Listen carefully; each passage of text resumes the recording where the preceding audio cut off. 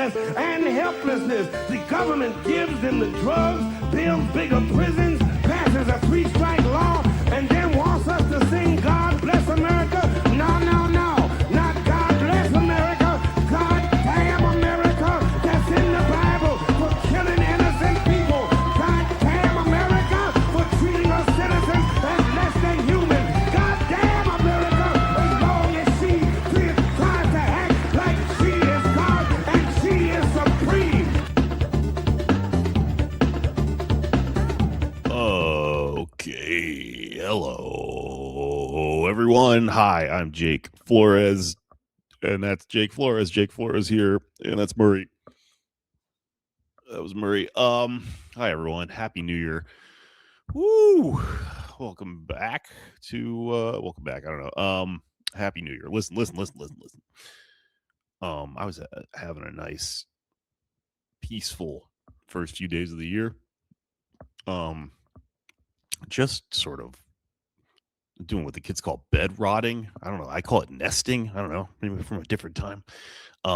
Bed flourishing. How about that? Not doing anything and planning, how things are going to go from here forward and everything. And I was thinking, maybe we'll start things off real easy, real nice. We'll do something fun. We'll talk about a movie or something. Or I'll have a fun conversation with a funny friend of mine, or I don't know. And Anders is out of town, and I told him, you know what, go out of town, do what you need to do. We run this show together, and I can pick up the slack. I'll throw together an episode like I do sometimes. No big deal, right? And then what was it, like 2 nights ago? You know what happened, right? I'm sitting here, I'm staring at my phone. It's like 3 a.m. I'm like, man, it feels so great having nothing to do. And then, and yes, I'm making this all about me. I thought I was gonna have the damn weekend off, and this fucking motherfucker, Donald Trumpo, he goes down to Venezuela and he kidnaps the president. We're in a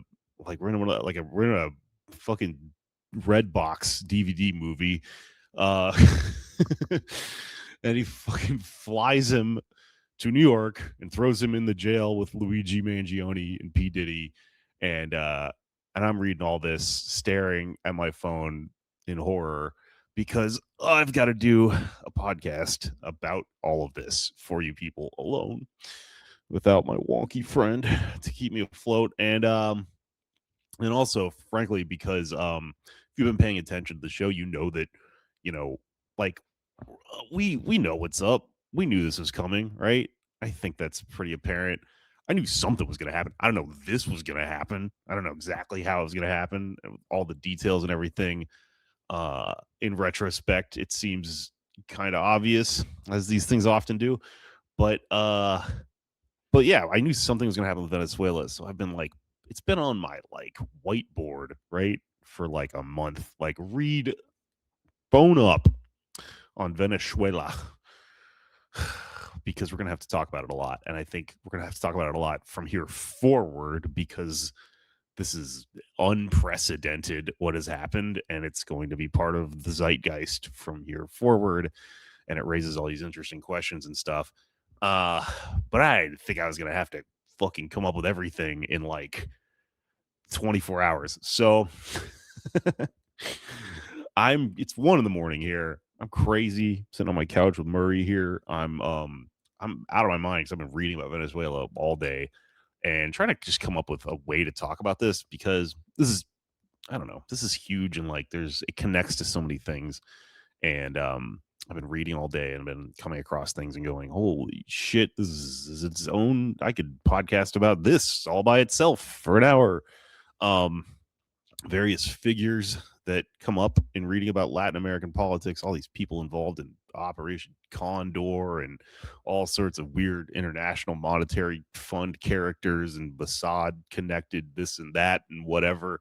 There's a lot. This is going to be, I think, this is going to flavor everything for this for the foreseeable future. And I mean, I've been talking about this since Trump got elected. Latin America is like, yeah, it's the name of the game from here forward. They were threatening to invade all these countries when they were running for office. All these people, I'm not non-binarying Donald Trump. I'm referring to his entire fucking milieu, because this is a Marco Rubio Trump joint thing, I think. If you're paying attention. But like, I knew this was gonna happen. Yeah. And so I've been sitting here trying to figure out how to talk about this for this cozy little solo episode, because we're gonna get specific, right? As things move forward, there are gonna be things to dive deeply into. But like right now, I feel like it's important to get a handle on reality, because all of the consent manufacture is happening as we speak, and it's not just you. It's not just your mind that's the battlefield. You're a smart person. You're listening to this show, right? It's everyone around you, right? And it's other people, and we talk to other people, and we try to make cases for things, and if you're involved in anything political or organizing or whatever, then that's something to keep in mind, right? And I don't know. Here's what I'm getting at, right? I've been thinking about this shit a lot, because this is a rather daunting task for me, trying to develop a very sophisticated understanding of this place, Venezuela, so one that I can like repeat and confidently sort of lay out to people, because there's a paradox here that I think about a lot. It's hard for me to articulate. I'm going to take a crack at it here, which is I fucking know brown people, and I think some people don't, right? And there's a very like condescending point of view that a lot of people that are just sort of terminally online leftists get, where they're like, shut up. Absolutely no nuance is the thing you're hearing on the internet right now, right? Just fucking say it like this. And I understand where they're coming from, but that's easy to say if you don't actually know anyone who is from Venezuela or is from Cuba or something like that. It's also easy to talk like that if you've never left your basement, or if you're just from like a place that's it's more tolerable to be communist. I've thought the things that I think on this show out loud for a long time, for most of my life. I've not called myself a socialist for my entire life. The reason why is because I'm from fucking Texas, and I'm from like a fucking Mexican family and stuff like this. And it's a high stakes situation to be from like a diaspora, and also in a conservative place where all those people from that diaspora go sometimes to like to whatever. It's a higher stakes situation to disagree with people, because you have to be able to back it up. You have to be able to make the entire case, right? If you're just some 14-year-old on the internet, you can say, I'm a Maoist. Great, whatever. Doesn't matter. Your parents aren't like from China, right? You don't have to have the entire conversation and be able to win that conversation, right? And say like, no, this is why I'm a Maoist or whatever. So I know people from Venezuela. That's what I'm getting at. I know people from fucking Cuba. I know like people who like also are going to be very upset if I tell them that I'm on Team Maduro here, and I think that he's that he's not how they portray him in the media and things like that. I have to be able to make that argument. So there's a stack of fucking books in my apartment I've been staring at and not reading, because I've been playing Elden Ring and being sad. But look, I'm reading like Open Veins of Latin America right now, a very famous book, the history of Latin America. And I've been reading tons and tons of shit today, and I'm ready to dive into this. But I think that it's important to keep all this stuff in mind. That's why someone like myself is maybe going to be a little bit more lost in the nuance of all this, because there's an argument happening right now in the discourse about whether to surrender to this concept called nuance, because our stupid center right, fucking fake opposition political party, the Democrats in this country, have sort of just decided to take this very obvious strategic tack where they condemn what Trump did, but still insert into the conversation that they condemn Maduro, right? You're hearing that a lot, and you're hearing it all the way to the Bernie Sanders, AOC, Zoran Mamdani wing of the party. Really, only like Rashida Tlaib I've seen today, and a couple like Rokan, a couple of like weird people have kind of maintained some integrity about this and said, and just condemned the thing without inserting this line about how Maduro's a dictator. But for some reason, Bernie Sanders and Zoran Mamdani have both sort of like Zoran. He said it 6 months ago on the campaign trail. He didn't say it when he talked about it just now. I think he said it because he was campaigning and it was a strategic move.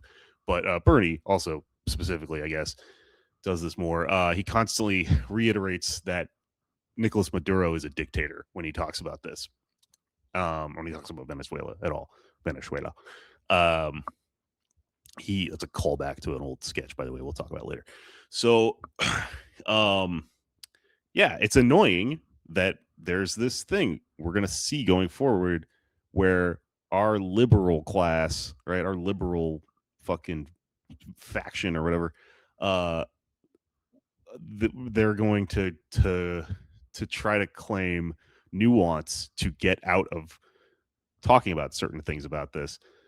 That's really annoying. I get it. I agree that that's fucking evil and that they are qualifying that Nicolas Maduro is a dictator or something like that, to avoid confronting the absolute fucking rift that this thing opens up and exposes about this country and the fucking system that runs it and everything, right? That is not why I am talking about nuance here.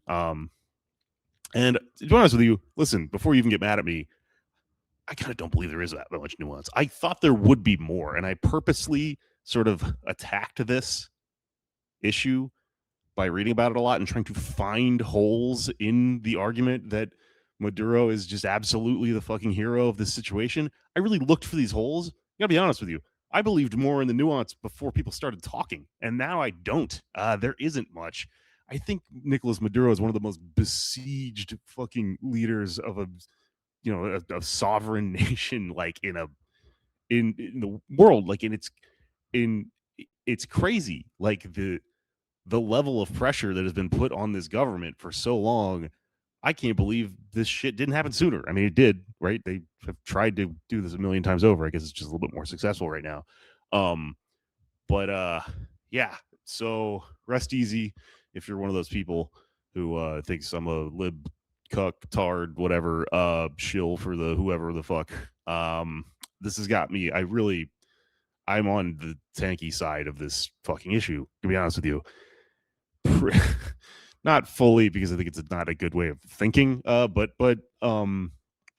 yeah, the more I've looked for the nuance, it's there a little bit, but it's not 100% there. This shit also, man, like it really shows you like what's going on. Things are getting worse, but they also are returning to it. They always have been. Media is becoming like the pretense that it is in any way like independent, and that it's the fourth estate falling away, right? Just read today that like the New York Times and the Washington Post both knew that this was going to happen. They had information. Obviously, they get information from the State Department and stuff like that, and they purposely did not publish this stuff because they didn't want to interfere. And it's like, okay, well then you're just state media. Like this is, how dare you accuse any country of being authoritarian if you were going to operate like state media? You are not a fourth estate if you didn't let that information out, because the whole point of letting information out is so that people can act on it. It's fucking crazy. Anyways, let me get back to these contradictions, right? Or these nuances rather. So I looked for them, right? I found a couple of interesting things. One of them is the elections in 2024. We'll get to that. I don't know. I might take kind of. Well, we'll get to it. But like something I think is kind of interesting is if you want to argue with someone about whether Nicolas Maduro is a good guy, an interesting point to bring up would be that the Communist Party of Venezuela doesn't like him. Right? This is a way to critique him from the left. Right? Um, however, it's not really like they're kind of wrong. I don't know if they're like wrong. Like, they're allowed to like critique their own socialist leader from the left. That kind of makes sense actually. But there, but there's none of that argument in no way leads to then he should be invaded by empire, right? By an imperialist fucking country, that common enemy that both the socialist and communist ilk in Venezuela have. Right. So the reason I looked into this, the reason the Communist Party, from what I gather, uh, is critical of him is that they think he's done too many neoliberal reforms and that he's actually selling out the working class. And I think the reason being is that the PSUV, which is the party, his party, that's the popular socialist government, has been so besieged. The entire just history of Chavista, everything, right? They've been they've been besieged so much that maybe they've made some reforms to survive. And if you know your communist history, this is a thing that happens in states. Like it's pretty observable sort of pattern. You know, the Soviet Union liberalized multiple times, brought in markets. It's endured all this Civil War, Cold War, World War One, right? Fucking war communism. Um, and eventually there's all these evolutions of the Soviet Union. China, right? You get Dengism. China right now has markets, right? Nobody seems to call this on them. Cuba, some of this fucking shit. So you know, uh, you seem like kind of an ultra. Again, I'm a fucking outsider. I'm still learning about this, but it doesn't seem like a very strong criticism to be made, and it's a criticism from the left. So it doesn't in any way mean, hey, come invade our country, right? The only people that are saying that are the opposition, who all work for like international monetary fund shit and American think tanks and libertarian anarcho-capitalist freaks and stuff like that. Machado, she said that shit, right? So so when you see an image of protests happening and they say it's someone protesting the Maduro government, you should keep in mind it might be that, though there are left-wing protests of the Maduro government. They're not protesting the poverty. They're protesting the fucking collaboration with the United States. Um, but that's, you're not going to get that from just a picture. By the way, this is like also, I think this is like something to talk about, to focus on for the first episode here, is just like the massive amount of manufacturing consent that's happening right now and the reality that they're attempting to establish or to invent, to use the Chomsky and the Parenti at the same time here. Like, you're being shown so much shit on social media that's fucking run, by capitalist algorithms. That's like just groups of people. It's often from years ago. It's from a football game, fucking soccer game. It's or it's just a group of Venezuelan people. You can't tell what the hell's going on, and they'll just say it's them celebrating Maduro, or it's them celebrating or they're protesting the fucking kidnapping of their president, which like seems a little bit more likely, right? And like this is a really interesting kind of arena for talking about this, I think, to me, seems like, because most people are going to establish sort of a confirmation bias about this, whether you're on even the right side of it, and just go from there. And I think what people don't understand when they do that is um, you're making like a mistake no matter what. You're inherently looking at this the wrong way if you don't understand that there are more than one person in another country, right? There's people that disagree about stuff. There's different factions and things like that. So obviously, when the fucking United States and the established capitalist order here tells you, oh, the people of Venezuela they're so happy this happened. Um, obviously they're going to find someone from a class of people who supports the opposition in Venezuela.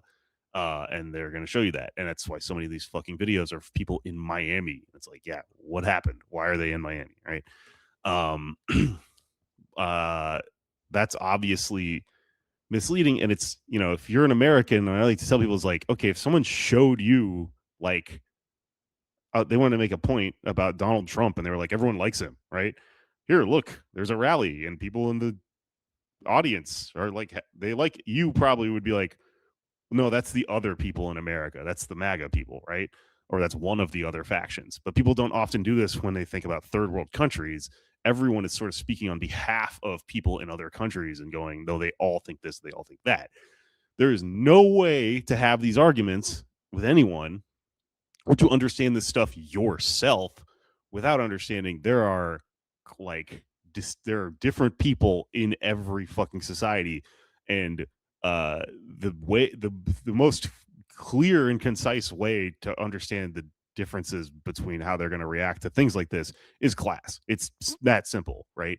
um Most Latin American countries are pretty easy to decode because of the history way things went down. Is the people that are the descendants of the upper class are the white ones with the blue eyes and stuff like that. Not all the time, right? Some of those people, that's been people who've lived there, lived in these countries long enough to where there's poor people with like white skin and stuff, blue eyes and stuff walking around.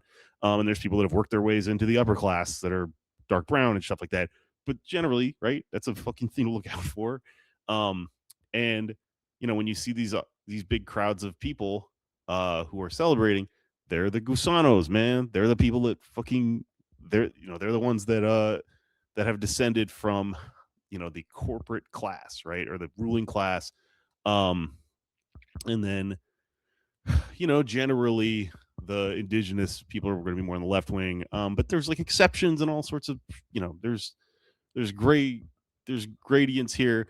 And it's also important to understand that there's a middle class, and that also there are people in all of these countries, just like there are in America, that don't align with their own class interests. And I think this is the thing that everyone misses, right?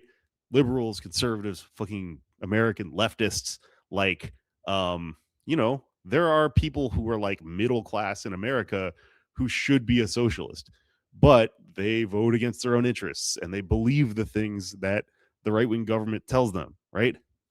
So just like that, there are people from Venezuela who should probably support, the fucking Maduro and the history, the whole, but they believe what the opposition tells them because they've been inundated with tons and tons and tons of propaganda. And uh, so you can't look at that person and go, you're like you're like your parent is like probably literally a Nazi. They might not be, right? There's some complexity here. And I don't know if any of this even fucking matters because all this is happening without the consent of the governed. So, what is the point of talking about all this? But that's also why I don't mind getting into the nuance of it, because when people say don't use nuance, I think what they're kind of saying is like they're kind of making a messaging argument. Like, don't it's bad when politicians say, oh, Maduro maybe he's not a great guy, because their messaging and their actions imply a certain thing. That's different. Nobody listens to this podcast. This is not going to be used in a court case against Maduro. If it does, I'm very sorry. I know he has to defend himself in court. But like, we're just philosophizing here or whatever. So anyway, I'm getting bogged down in philosophizing about this, but like, uh, I guess I I'm just getting all of this out on the table to try to to lay out why I'm making any of these arguments to begin with, and why I think it's important for everyone to like maintain your sanity and not and not reduce everyone involved in these in talking about this sort of stuff to a poorly drawn stereotype, I guess. That being said, let's talk about Venezuela. Let's talk about the history a little bit. And really, that being said, that leads us right into like a good thing to start with, which is myth number one is that you're going to hear about this, right? To try to manufacture your consent for overthrowing this fucking country, which, by the way, I don't know if this has been talked about enough.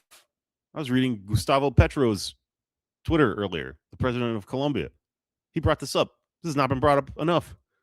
This is the first time a foreign country has bombed the capital of a Latin American country in history. That's fucking crazy. They bombed and killed like 70 people, or fucking more than that. They killed a bunch of soldiers, a bunch of civilians. They bombed Hugo Chavez's grave. That is so evil, right? And they did this on the premise that, what was I about to say? The myth number one I'd say here is that Maduro is not popular. A huge hinge point for selling this war, as in as much as they do have to sell it. I guess that's a debate to be had whether they even have to sell this stuff anymore. But a way they're trying to invent the reality here is by arguing that Maduro is not popular. And I think the more that you read about it, the harder that is to really argue. He might be now, recently, and he might be like a little, right? But I think that's that was the result of a lot of operations, a lot of deliberate propaganda, and just interference in this government is to try to create rifts. But I don't know. Historically, I mean, they've been trying to make this argument since forever, since years ago, early 2010s, right? And it hasn't. I don't think it's really held up. I think that you often get told a story that if you were actually to go to Venezuela and walk around and talk to people, you would find doesn't really hold up.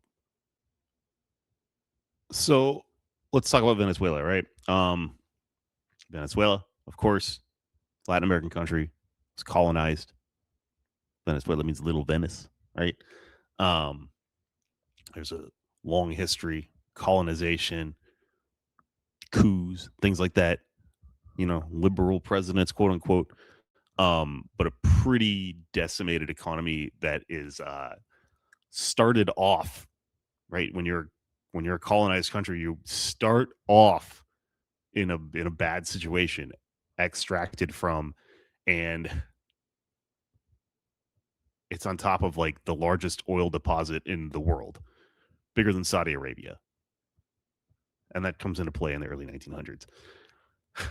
That is, I cannot stress this enough. That is why all this stuff is happening.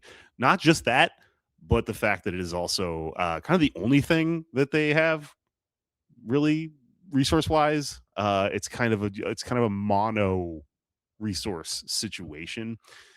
That's also why I think this is this is a I think that's a key to understanding why this situation is different than other states in similar situations.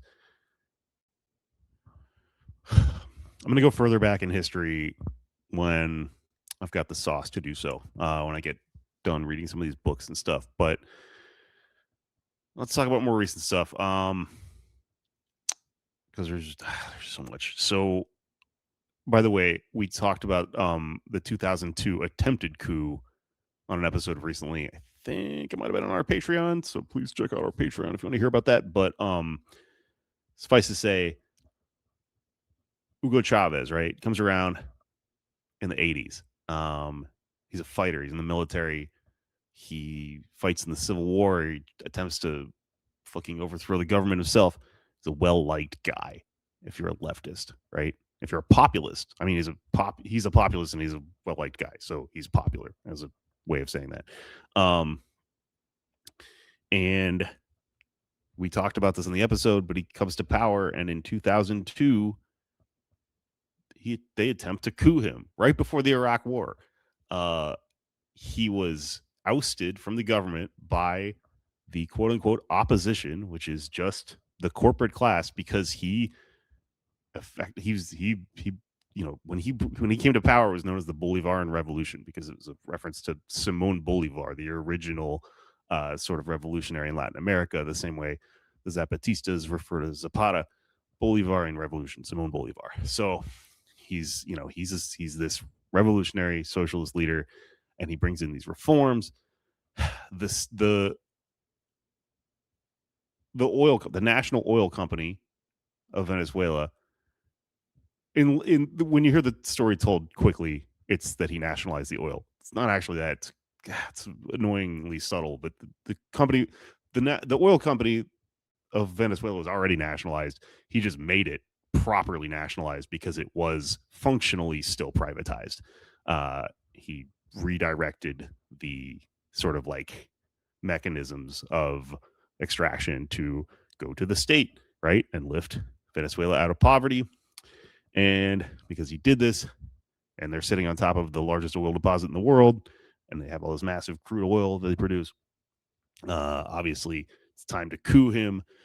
So all of these like people that are connected to these oil companies sort of like work their way into government, and they fucking ousted him in 2002. He was gone for 2 days, but he's a popular leader. The fucking military liked him, the people liked him, and it's a great story, right? They undid the coup. They reinstated him in office because everyone realized what the fuck was up. They were trying to steal, the economy of Venezuela.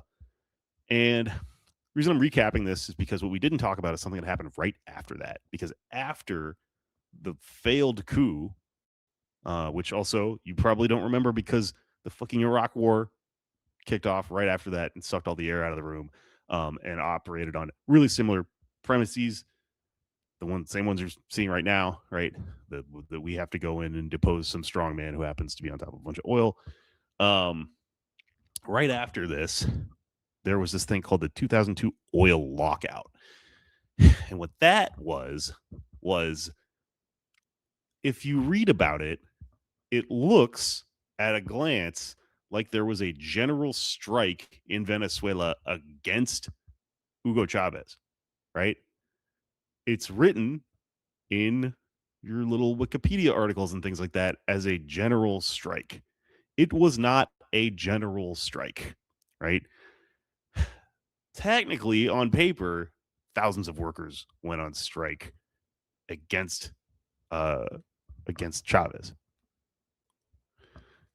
This is actually what is referred to as a boss's strike because there were so many executives within the oil company, the national oil company, that they were able to call. The executives were able to call a strike essentially and tell all their subordinates to stop working.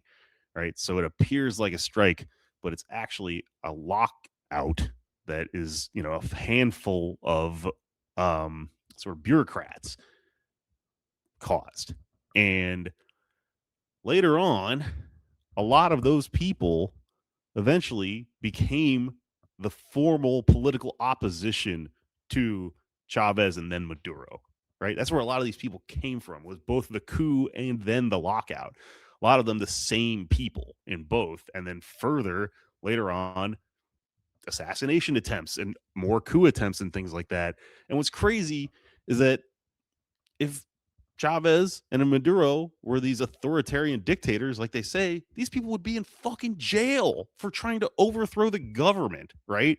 And for colluding with a foreign government to try to like steal shit from the country.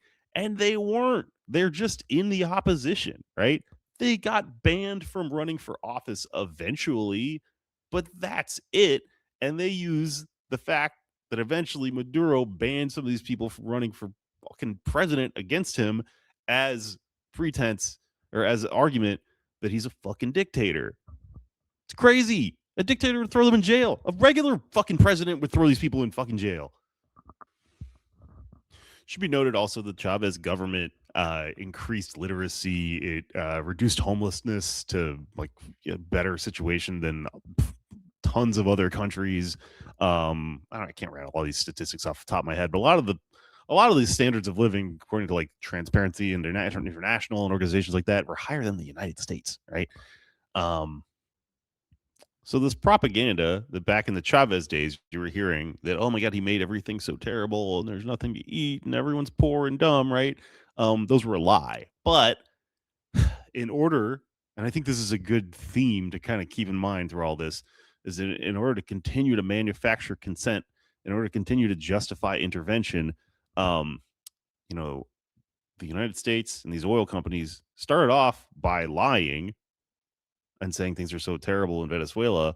And then eventually they just decided to make those lies into the truth. So they created this class called the opposition, right? This political class that's that's been just trying to to run against Maduro forever, to overthrow him, to coup him, to assassinate him, whatever. And all of these people work in the markets that exist in Venezuela because, like I said before, they have some markets and things like that, right? But they're price controlled. There is still, there's command economy stuff going on. So if you're one of these big companies that produces a lot of food in Venezuela and you can't go about your normal sort of monopolistic endeavors in a market because it's a command economy and there are price controls and things like that, what do? Well, one of the reasons that there are so many rumors of food scarcity in Venezuela is that all of these people in the opposition, they work for private companies, right? And a lot of them work for these big food growers and distributors who, this is crazy, but there's documentation of it. This is stuff that's declassified and you read about, purposely made their food scarce at various key points while trying to paint like this is a breadline situation as a byproduct of communism. There are massive warehouses and things like that of food in Venezuela at various parts of their history that are actually kept like undistributed by the companies that make them because those companies are trying to set up a situation, a narrative to make Chavez and then Maduro look like they caused this by manipulating the market with their price controls and things like that. There are a lot of other things that have been misrepresented. He's been represented as being anti-LGBT and anti-environmental, and a lot of these things are just sort of cleverly framed. I mean, there's things where the opposition, is the anti-LGBT fucking party in this situation, and they just do things and then just tell you he did them. There's okay, so US aid was rejected, right? At a snapshot, right? That looks like, oh, he's rejecting aid while he's under sanctions. Because this is also a story of like both sanctions, like from the United States government, but also these like economic things happening, which aren't really like state things happening at the same time. So, Maduro at one point rejects US aid, right? Well, okay, so you might ask yourself, why? Why would you do that? Is this a dictator? Is he trying to starve his people so he can control them more? Well, no, there's more to the story, which is that Venezuela gets aid from Russia, China, Iran, and Cuba, and places like that, right? rejects U.S. aid because U.S. aid comes with conditions, right? And U.S. aid is actually a mechanism for control. It's kind of crazy. I was thinking like about how the Trump administration got rid of it because it's like also doing all this stuff. It's kind of, I don't know. There's a lot going on here, but the U.S. aid, you know, this is also like when people talk about how Haiti is like so poor, uh, Somalia, places like that.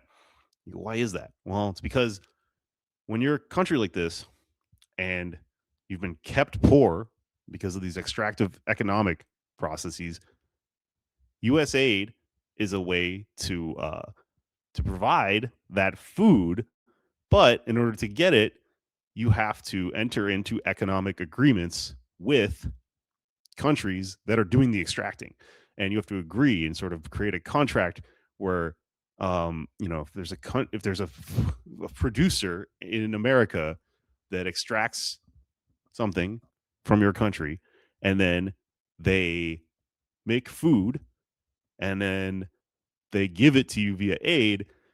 Well, you have to sign contracts and say okay, all the schools here are going to use this milk or something like that, right? And then when the contract's gone, that milk has effectively, it's like Uber. It fucking decimated the rest of the market. And now you're in a parasitic relationship with this supplier of this milk, right?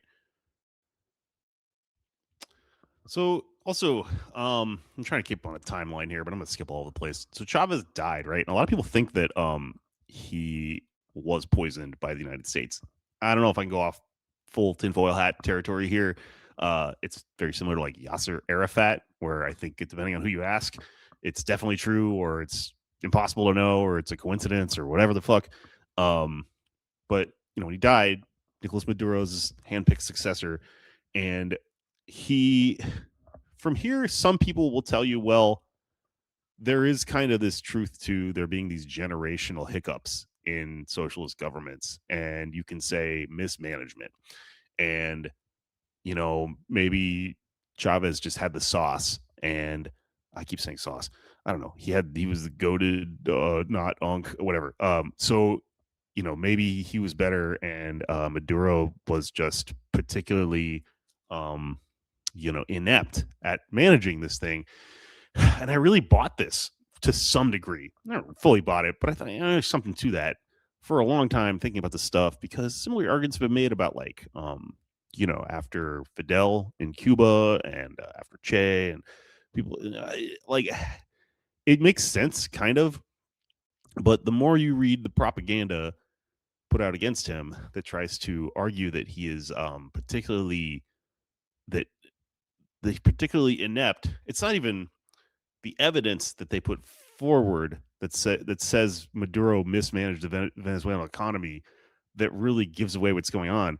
It's the fact that they make that argument at all, because that is reducing what is happening in this entire situation to a person, um, in a way that's that's, I think that's why it leads to the argument that he's a dictator, right? Um, because it gets you out of even having the ideological argument about socialism to begin with. So this argument that he's just particularly mismanaged the economy that he inherited, interestingly, is the thesis of a 2017 episode, an entire episode of Last Week Tonight with John Oliver, right? I remember when that fucking show, I remember when this aired. I remember being in New York, and I knew people who wrote on it and things like that. And it's one of those things that if you watch now, it does not hold up. It ages so badly. A lot of the things that I've said thus far, I kind of pulled from it because I just watched it.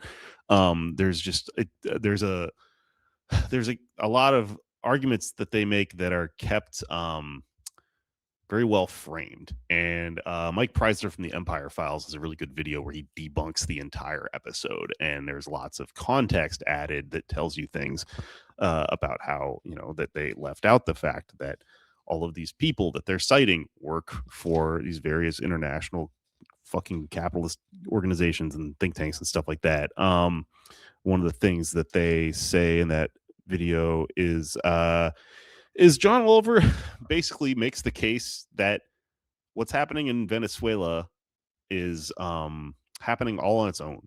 And he goes ahead and admits that the United States has intervened in up to 3 Latin American countries, right? 3 interventions: Chile, Guatemala, uh, another one. I don't know. Some pretty big hits though, which is crazy because the United States has intervened like 56 times or something like that in Latin America, multiple times in certain countries. This is kind of the second big one in this country, even in an official stance. I mean, if you depending on how you quantify that, with regard to all these like finance sort of moves and maneuvers and stuff, it's more. Um, but it's really like weird to watch, and it's it's kind of crazy, and it kind of made me realize how much, interestingly, how many comedians are involved in the manufacturing of consent for the overthrow of this particular regime. And I don't think that's a fucking coincidence. And I'm not being conspiratorial about this. I'm being sort of philosophical. There's a mechanism in place here that leads to that. Multiple of them. It's a superstructure. Something that I find really gross about the John Oliver episode is that he sort of fixates on and makes fun of Maduro for things like just eating bananas and empanadas and stuff like that. Things that are part of, you know, Latin American culture and Venezuelan culture. And he does something. This is called Dan Harmon, the fucking Rick and Morty community guy, had a thing that I always think about in terms of comedy writing, because he's an insane comedy writer, right? He talked about creating a premise and then making a joke about the premise that you made up. So famously in the movie Ace Ventura, there's a guy who looks like he's bald and he's got a monocle and he's wearing a suit. And then Ace Ventura goes, "Look at this guy. I look like the Monopoly Man." And he does an impression of him. And he's like, "You look like the Monopoly Man." And Harmon's talking about this on his podcast years ago. He goes like, "You hired a guy and then made him look like the Monopoly. You wrote in the script that he looks like the Monopoly Man, and then you had a guy make fun of him look like the Monopoly Man." So making up a premise to defeat, right, kind of a straw man-y sort of thing. That's what's happening here with John Oliver, is that he made up the premise that everyone's starving, and then he fucking gave Maduro shit for eating, right, on TV and stuff like that. He also makes fun of him for telling a story about how the spirit of Hugo Chavez came to him in the form of a bird. All right. And he fixates on this really hard. This one really bothered me because I'm reading Galeano, the fucking Open Veins of Latin America here. And it's beautiful because, if you've ever read like Gabriel Garcia Marquez or anything like that, uh, like this is how people in Latin America write. They're poetic. There's a tradition of it. Gustavo Petro in Cuba, sometimes he goes and he rants on Twitter and he invokes stuff from like 100 years of solitude. And he writes, he's ranting about Donald Trump and he's talking about Ariano Buendia's butterflies and things like that. I'm sorry, fuck off if you can't handle it, man. Like, that's beautiful. That's you having no soul if you can't handle that shit, right? If you're going to fucking reduce it and try to make fun of it. And yeah, and that's what John Oliver did in that episode, man. The end of that episode, he brings out, a Venezuelan artist who lives in America now, a comedian, Wilmer Valderrama from Fez from that 70s show. And he's wearing a bird costume and he does a lame fucking Last Week Tonight bird joke thing where he's like in a costume and I'm a bird or whatever. And he's saying, "You're a corrupt dictator, Maduro," and yada, yada, yada. And it's like heartbreaking to watch, right? You wonder, how could this guy betray his country like that? Well, it's because he's an artist. He's not from the working class, right?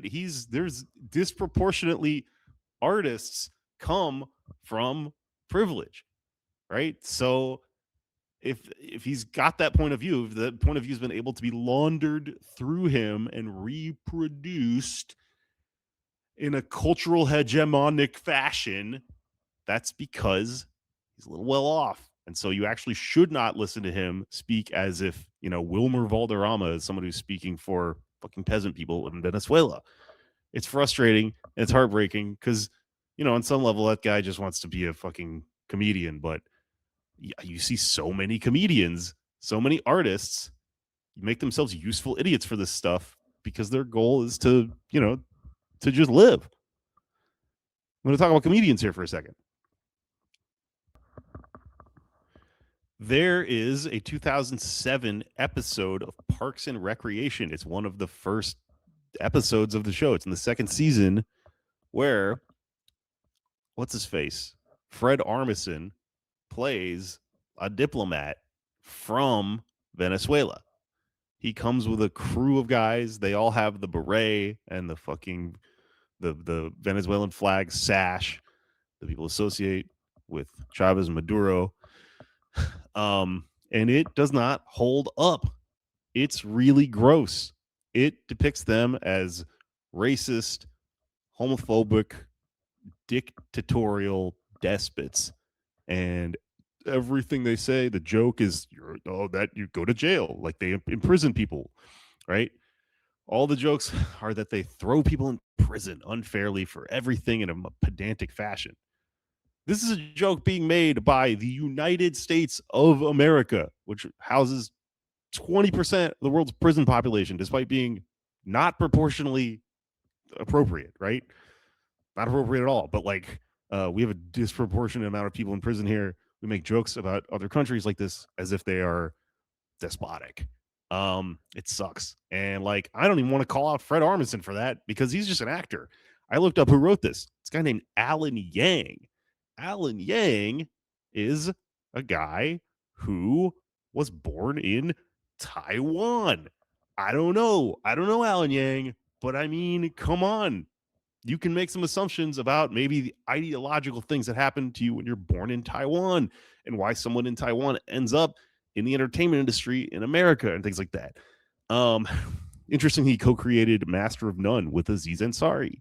He also created this show called Loot, which is on Apple TV, which has Natasha Lyonne in it, and it's about a billionaire who, it's funny. She has a NGO that she forgot about, and she gets divorced, and she has to be she's gonna work at it or whatever. How do you even come up with these fucking ideas, right? These are reflections of things. Now, I know, right? I sound crazy. Oh, everything is about comedy, right? Oh my God, all things move through comedy. I'm accusing comedians of being involved in geopolitics, right? All right, well, check this one out, right? You may remember the sketch that we did here at the show for Mean TV way back where we were making fun of this woman named Joanna Hausman, right? Because she did a fucking sketch comedy thing about why Trump should invade Venezuela the first time around. And she said Venezuela every time she said it. And she has blue eyes and she's white. And it's obvious what's going on there.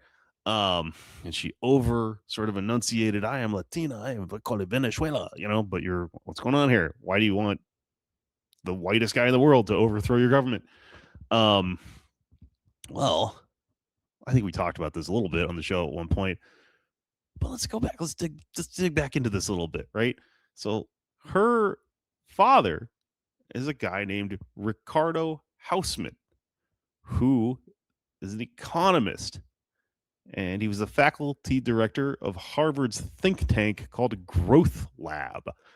He was the Venezuelan prime minister of planning, and he was involved in a couple other offices until Chavez came along, right? And he was ousted, and he's come and worked at Harvard and things like that. But he's got some beef with Hugo Chavez. His wife worked for a nonprofit run by none other than Maria Corina Machado, who just won the Nobel Peace Prize for asking Donald Trump to come invade her fucking country and overthrow the government, right?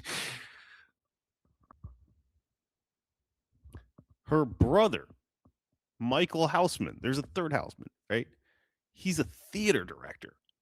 He directed some plays in Venezuela during Hugo Chavez, Eventually came to Miami, right? Like they all do, right?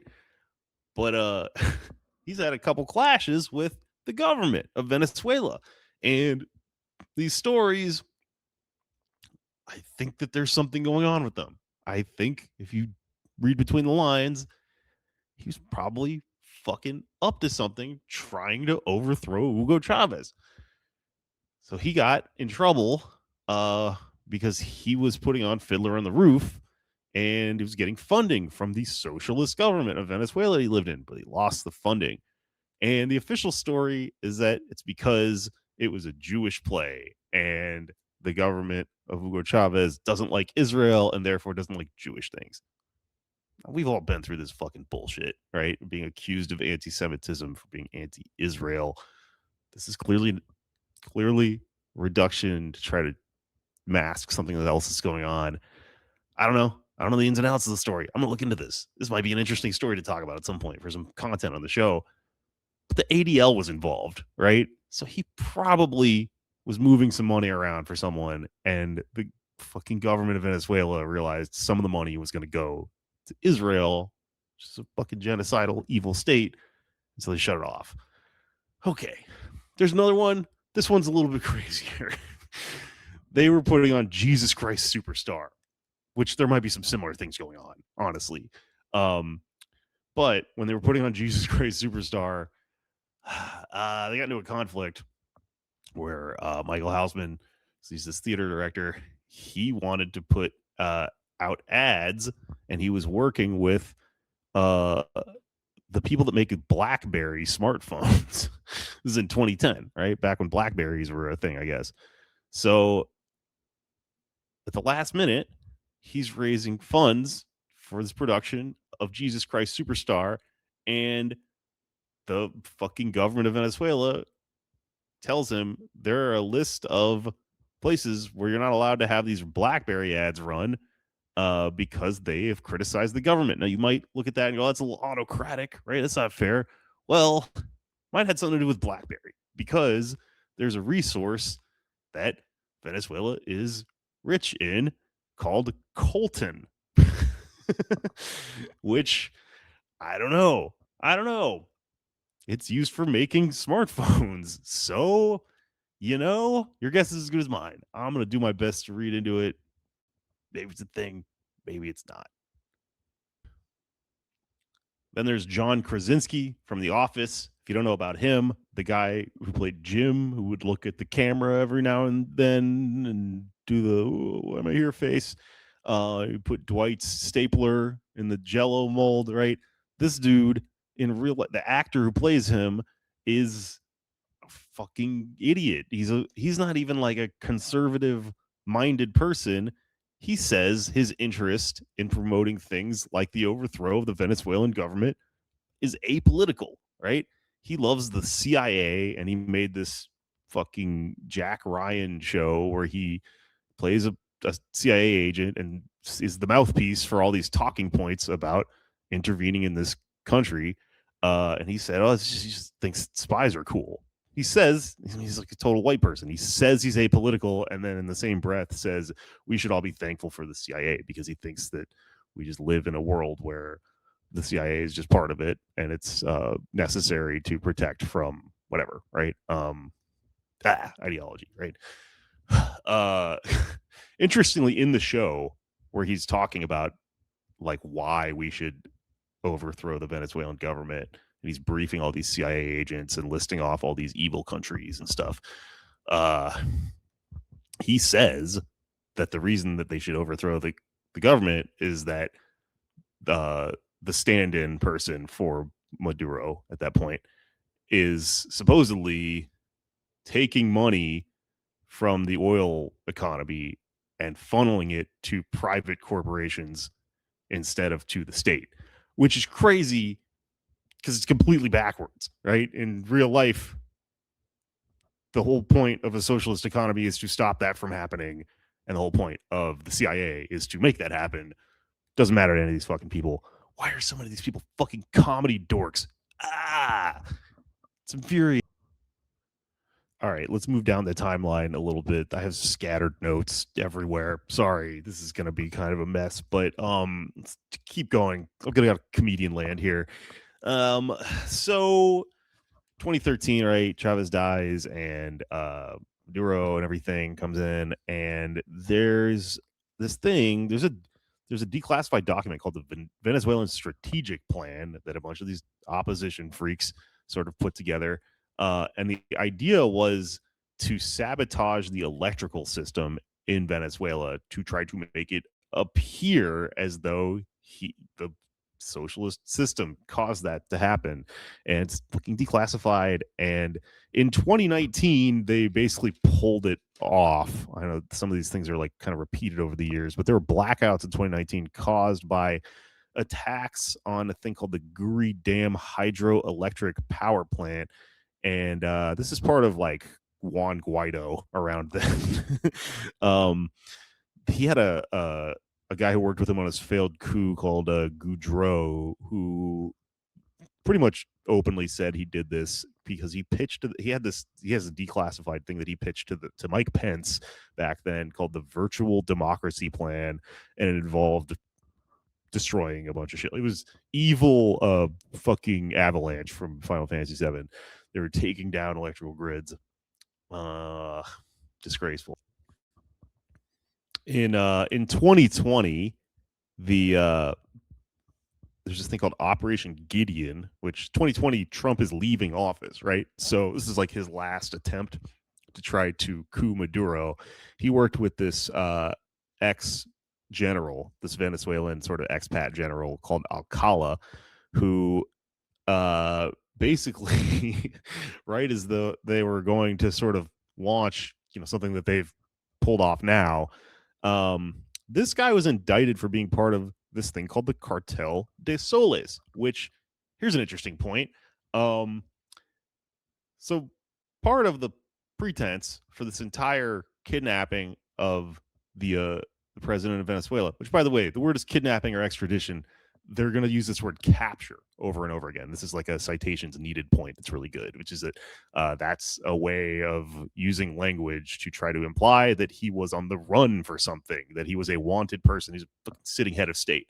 They said he was indicted for something in the United States. Okay, well, what about Netanyahu? He's indicted by the fucking ICJ, right? No, doesn't add up, right? It's not consistent.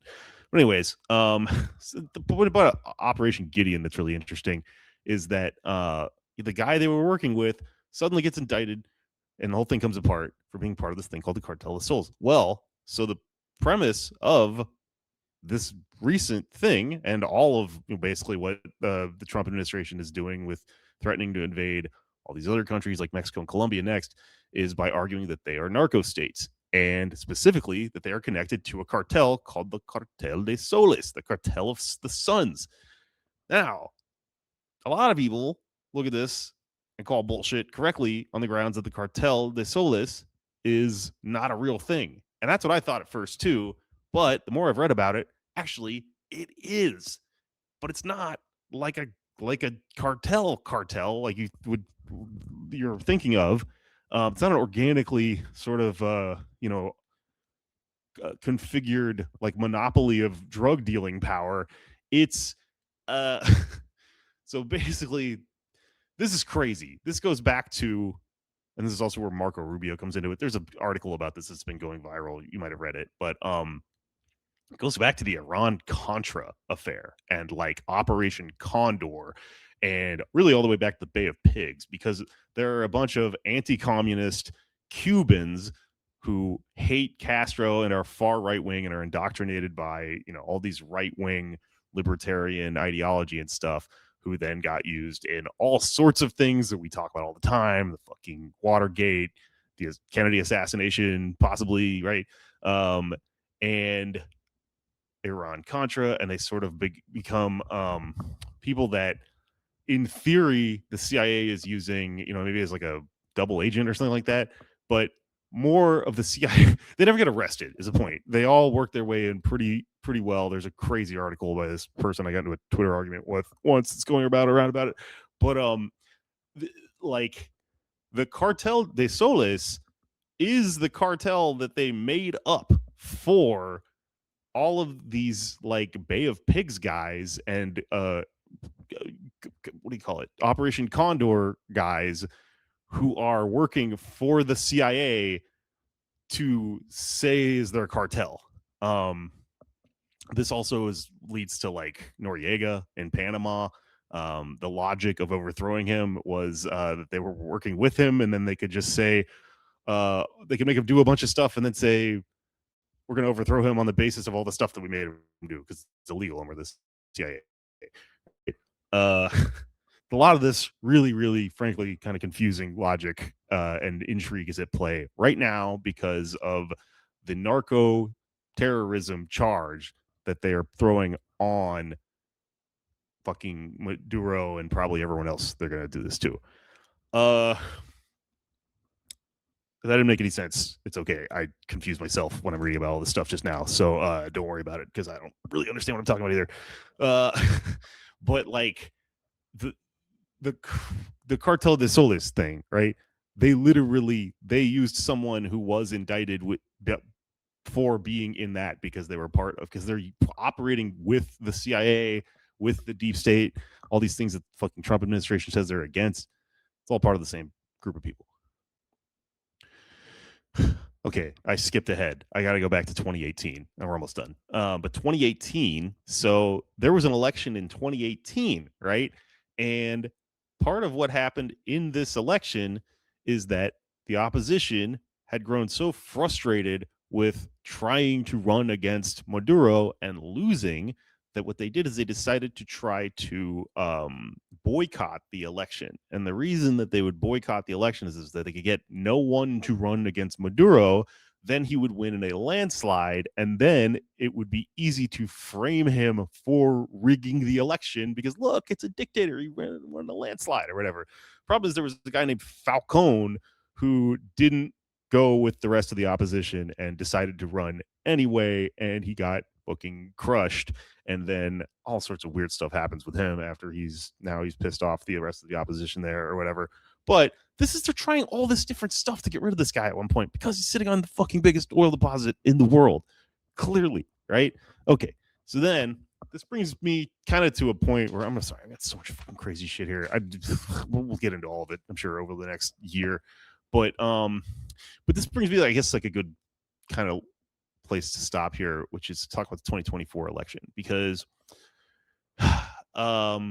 this is the one that even some like leftists will tell you, I don't know if he actually won the 2024 election because basically there are just certain like procedures in place for holding an election, right, at this point in the world.